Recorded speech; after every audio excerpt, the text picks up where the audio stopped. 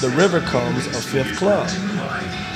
So at this point, I'm like, well, he's in there, so I'm not putting any more money in, so I just check, right? He checks too. So I say I got the flush. He mucks his hand, right? So then I'm, ready to scoop the pot. I'm like, send the sherbet to Herbert, right? And then the 10 seat is like, I want to see his hand. So the dealer turns over his hand without mucking it, and he has a higher club. And he beats the board. And I'm like, who asked you if you wanted to see his hand, right? And the dealer didn't muck it. If the dealer would have just mucked the cards, I win the pot either way. Chalk.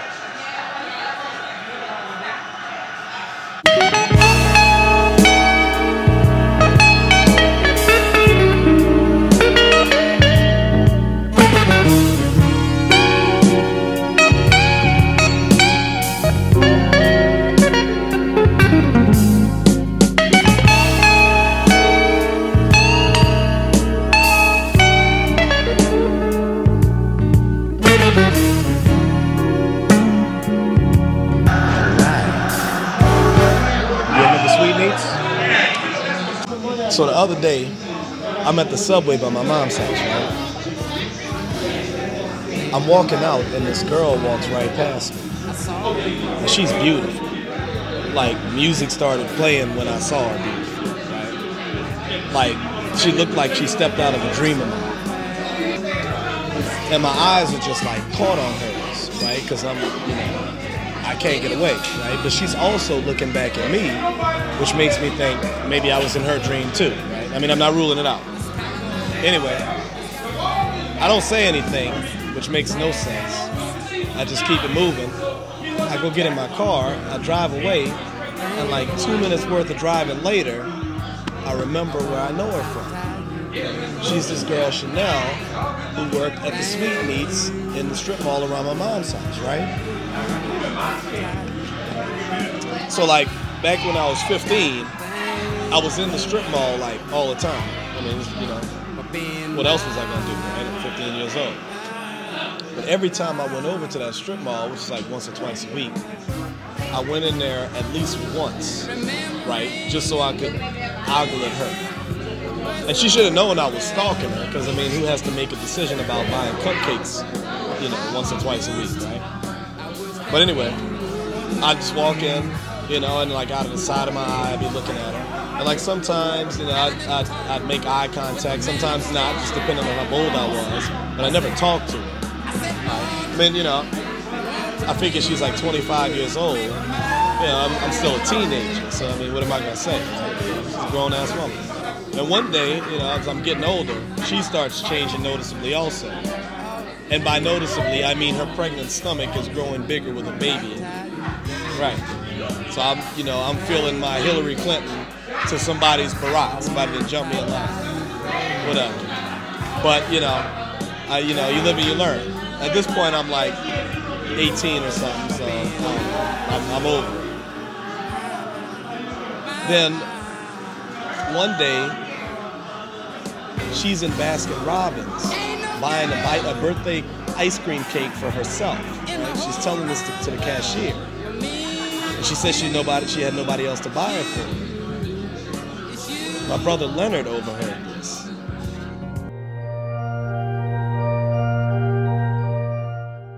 Leonard. It's spring 1989. Leonard and Rollo both see a very pretty girl. Neither one of them has the courage to talk to her, but they both lie and say they did when the other wasn't looking. Leonard is playing basketball with Rollo. Rollo beats him for the second consecutive game. Leonard decides that sports aren't really for him and decides to concentrate on video games. It's 2004, the summer of Leonard. Leonard has moved in with his 3-week older half-brother, Rollo. Leonard has never kissed a girl. The brothers vow to remedy this, but their attempts usually fall unsuccessful because the women they try to set Leonard up with end up liking Rollo. They talk often, and Leonard is about to inattentively listen to his brother lament over a woman he has become reacquainted with. September 1994. Leonard is a junior at Seaholm Senior High School. He has enough credits that he can opt to graduate a year early.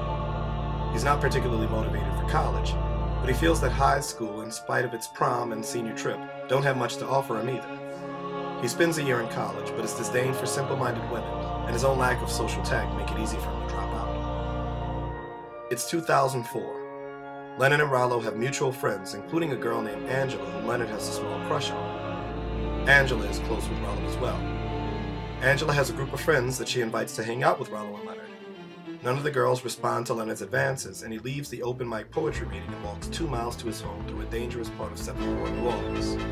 When he makes it back to the house, he angrily kicks out an intoxicated Angela. Leonard. So he comes back to me with the information. I'm like, well, I mean, you know, it's interesting, but I don't really have anything to do with it. I mean, I'm not going to talk to her. I don't know. And I got a girlfriend at this point, so I'm like, I don't know what to say. But then, Mother's Day of that same year, I'm in the mall anyway, buying a Mother's Day card for my mom. And so I'm just like, I'll just get Chanel one too. Right, so I buy her the card, and I go give it to her. I don't know what it said or what I wrote in it or whatever. Right. You know, I signed the card from Rollo as if she knows who that is. She takes the card, she looks at it, she reads it. She's like, oh, this is sweet, this is nice. And then that's it. I walk out, I wrap it up, because 2 weeks later, Sweetmeats was closed, and I hadn't seen her again until the other day. Until tonight. Because guess who just walked in the poor boys?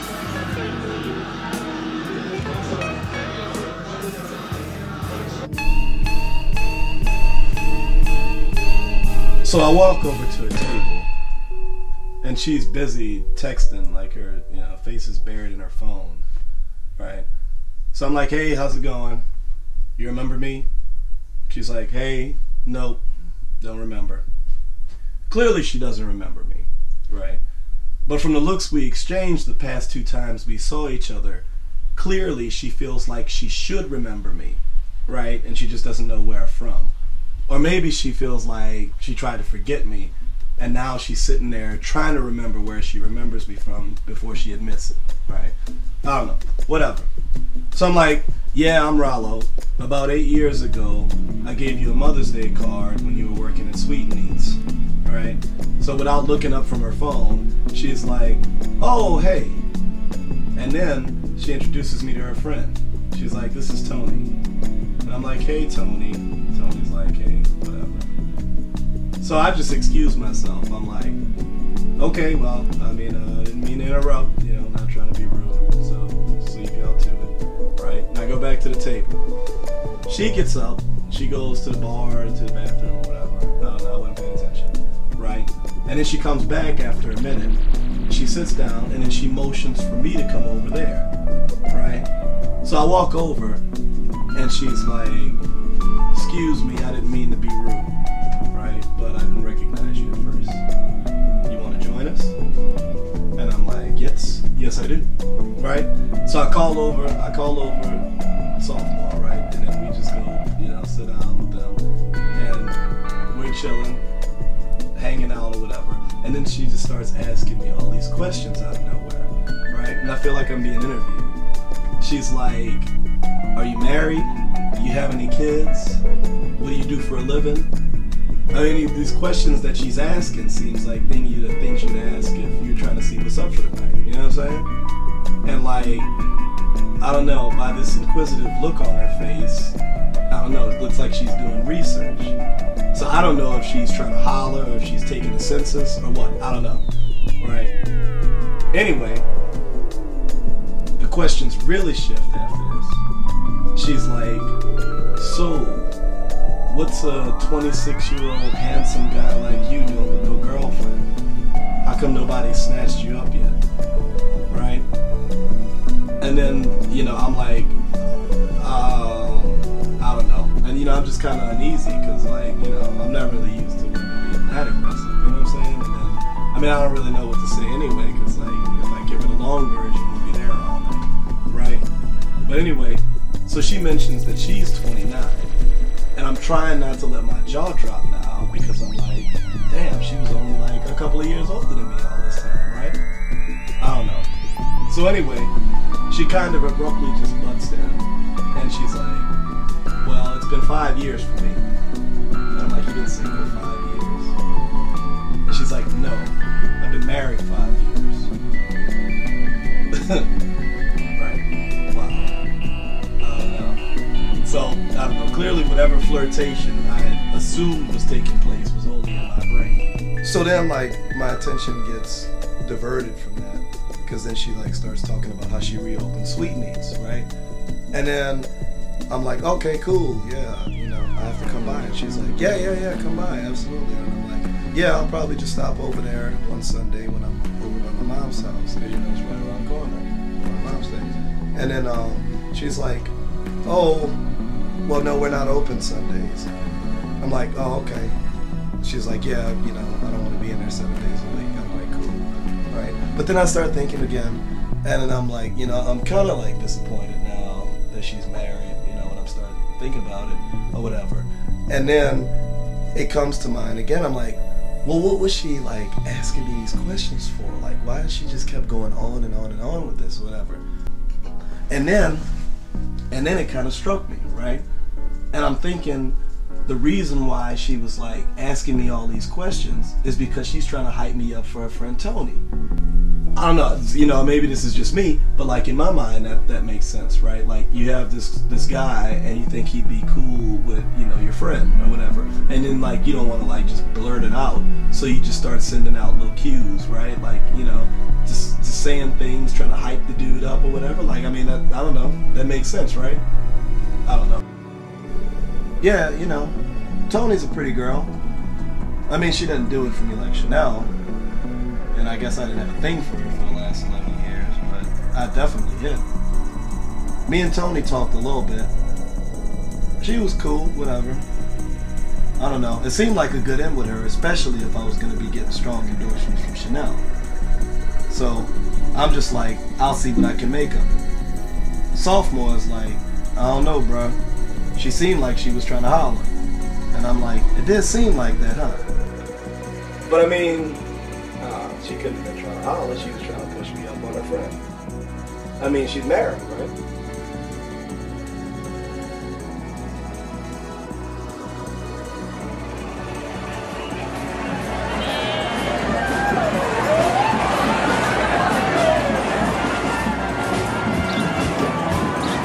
On Saturday, I convinced myself I should go into Sweetmeats and see what's up with her friend.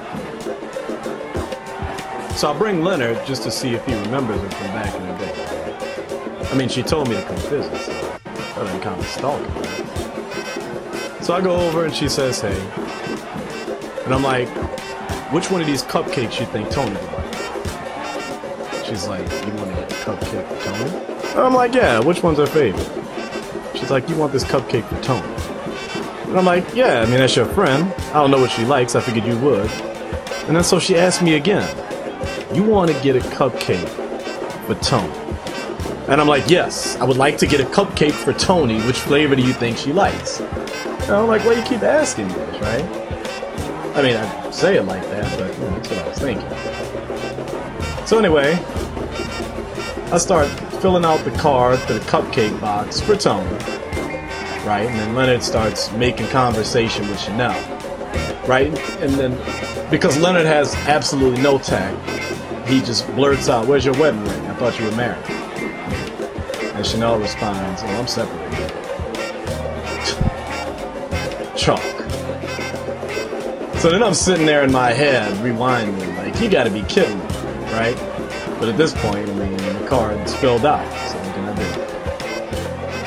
do? So later that night, I'm sitting in Leonard's room and we're talking about it or whatever. And I'm lamenting the fact I hadn't gotten to the bottom of the situation before putting all my eggs in the Tony basket. Right? I'm all emo. I wish she would have said something sooner about being separated. And then I remember how odd it was that she kept asking me if I wanted to buy the cupcake for Tony. So then I asked out loud to Leonard, but you know, more to myself, because he doesn't have that answer. Like, why'd she keep asking me if I wanted to get the cupcake for Tony? And then Leonard, in all his profundity, turns to me and says, duh, Chanel wanted to buy a cupcake for her. Chalk. Yeah. I mean, how did Leonard see this and I didn't? right?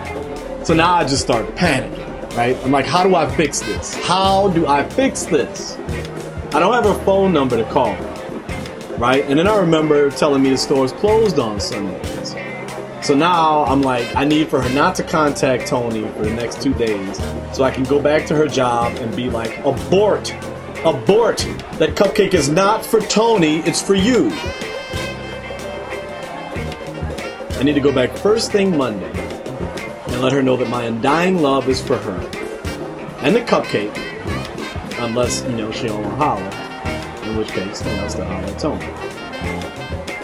So, I'm sitting there expecting Tony to call, and I'm just, you know, ignoring any numbers I don't know. And I sweat out the next 2 days, hoping she doesn't give Tony the cupcake. And when I don't get a call from Tony, 10 a.m. Monday, I'm in there. So I go in the store, and then she's with a customer who's putting in an order for a birthday cake or something. Right? So I'm like, hey, you know, I need to talk to you. When you tell me you're going to lunch? And then she's like, oh, I don't think I'm doing lunch today. We can talk now. I'm like, oh, weird. You know, I just wanted to talk to you about something important. You know, I mean, I don't want to talk about this in front of a client, right? So then she's like, oh, by the way, Tony wanted to thank you for the cupcake. Right? You know, I think I see her parking now. So I look behind me, and Tony is climbing out of her car, coming inside Sweetmeats, and I'm just sitting there watching her approach while I just told Chanel I wanted to talk to her. Right? So Tony walks in the door, and Chanel's like, oh, what do you want to talk to me about again? And then right then, Tony walks right up to me. She's like, thanks for my cupcake. And I'm feeling all awkward. I'm like, oh, yeah, you're welcome. Right? And I don't want to say anything to either one of them, you know? So I don't know what to do. Right? All I want to do is just break camp. Right? Abort mission. Abort. So while neither one of them is looking, I just kind of back my way out of the door. Right? And I joked, I am gone. So I go back home so I can reevaluate and readjust my G. I'm there for about an hour. I'm sitting on the bed in Leonard's room, right? And he walks in. He comes, sits next to him on his computer. Right? And he's like, yeah, I just went over to Sweetmeats so I could help you out with the Chanel. I'm like, what do you mean help? He's like, I just went and cleared things up. Like, what do you mean? He's like, well, yeah, I went over there and then, you know, I just told Chanel it was a big misunderstanding. You wanted to holler at her and not Tony. So now I can never talk to either one of them.